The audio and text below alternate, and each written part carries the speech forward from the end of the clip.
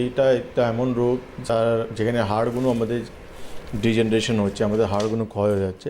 তো অস্টিওআর্থ্রাইটিস অনেক জায়গায় হয় আমাদের, যেমন হাঁটুতে হয়, আমাদের কোমরে হয়, আমাদের ঘাড়ে হয়, হাতে অঙ্গুলেগুলো আমরা দেখি অস্টিওআর্থ্রাইটিস চেঞ্জগুলো হয়।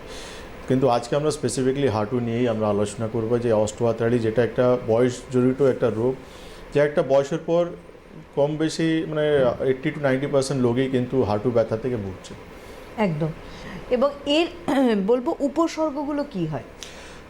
অস্টিওআর্থ্রাইটিস আমরা দেখতে পারি, যেটা কমনলি পেইন, স্টিফনেস আমরা সবথেকে কমন দেখি, সঙ্গে সোয়েলিং দেখি আমরা, যে পেশেন্ট স্টিফ হয়ে যায়, পা ভাঁজ করতে পারে না বা ঠিকঠাক হাঁটতে পারে না, ব্যালেন্স রাখতে পারে না, সোয়েলিং হয়ে যায়, যে ফুলে যাচ্ছে। হ্যাঁ, এর সঙ্গে টেম্পারেচার থাকে, হাত দিলে গরম ভাব, গরম থাকে পেশেন্টের, যখন পেশেন্ট হাঁটে খটখট আওয়াজ করবো হাঁটতে। এই সিমটমসগুলো দেখার পর একটা এক্স রে রিপোর্ট করলে আমরা কনফার্ম হতে পারি যে কোন স্টেজে রয়েছে। বয়স আর ব্যথা দেখে আমরা বুঝতে পারি যে পেশেন্ট অস্টিওআর্থ্রাইটিস থেকে আক্রান্ত রয়েছে, কিন্তু এক্স রে রিপোর্ট বা এমআরআই রিপোর্ট আমাদেরকে সাজেস্ট করে যে কোন লেভেলে পেশেন্ট চলে গেছে, কোন স্টেজে রয়েছে পেশেন্ট।